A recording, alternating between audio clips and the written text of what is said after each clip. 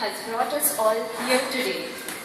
We shall aim to bridge the unspoken differences, bust a few unhindered stereotypes, and listen to some unheard realities of the ordinary people who live around us. I am a mother of a 9-year-old boy, and I too have observed some blatant stereotypes. When I was a kid, my father and I would visit Haridwar often. It was largely naive of me to look at the European tourists and become fascinated by their fair skin.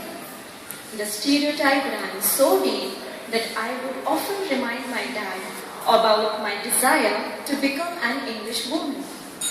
Perhaps I was a kid, but many full-grown adults still believe that the white race is morally, physically, and mentally superior to them. When my little one was really little, I took him for a haircut where he started crying. The hairdresser, in a bid to make him stop, asked him, "Why is he crying like girls?" I wasn't too pleased with that. The general impression seems to be that women are crybabies. I would contest these stereotypes of women being weak and insecure and would often discuss equality of genders with my family. One fine day, my uncle asked me to prove the equality by standing at a pawn shop at 12 midnight. I couldn't do it and had no rebuttal either. Breaking into the corporate world, women have much more to deal with, and then they have themselves to be blamed for that.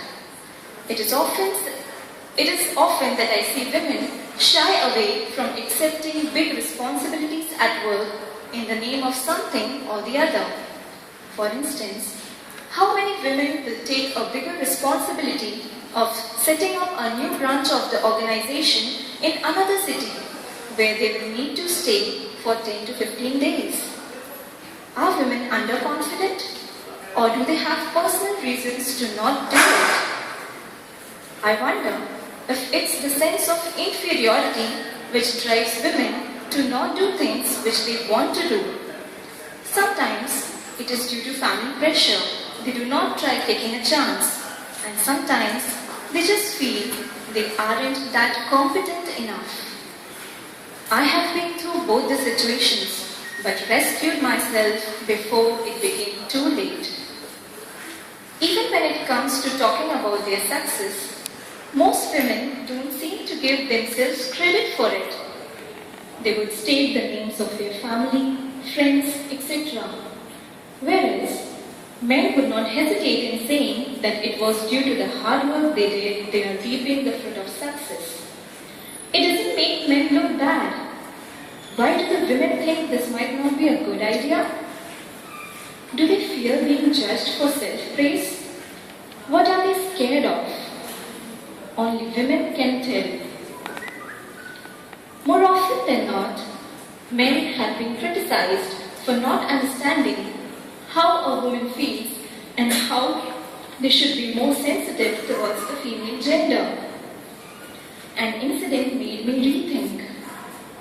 I was at a gender workshop where men were to act like women and women to act like men.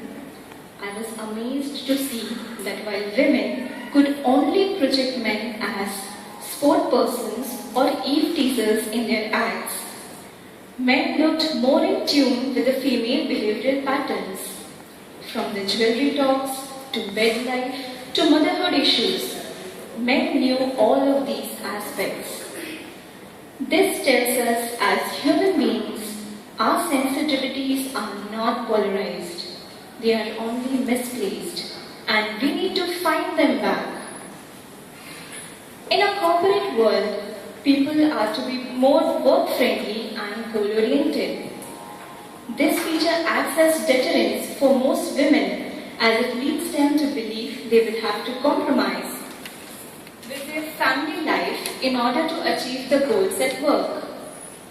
As a mother, sometimes I panic at the thought of leaving my child alone at home, even though maid stays full-time, and I realize it is the tendency to cling on to thoughts which makes me panic.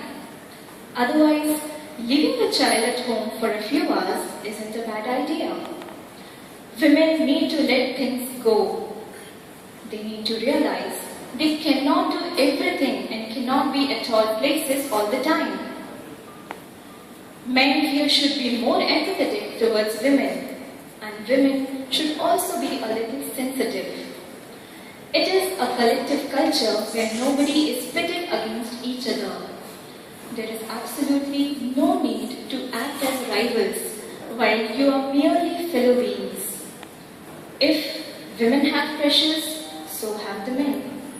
Most of them are the sole breadwinners for their families, have sole responsibility of the security of their family members, have to solve issues at home, and can't even break down as they have been told to not cry.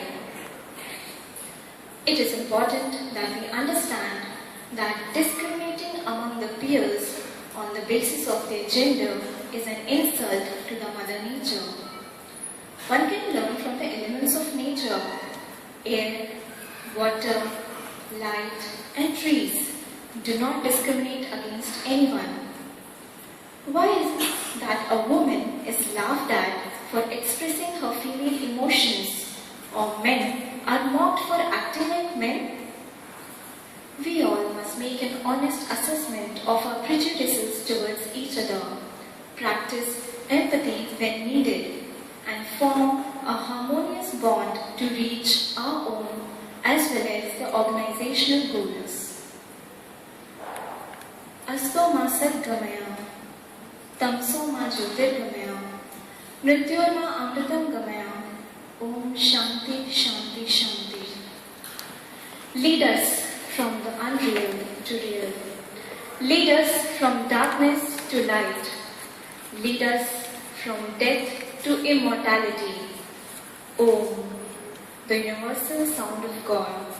Let there be peace and peace and peace.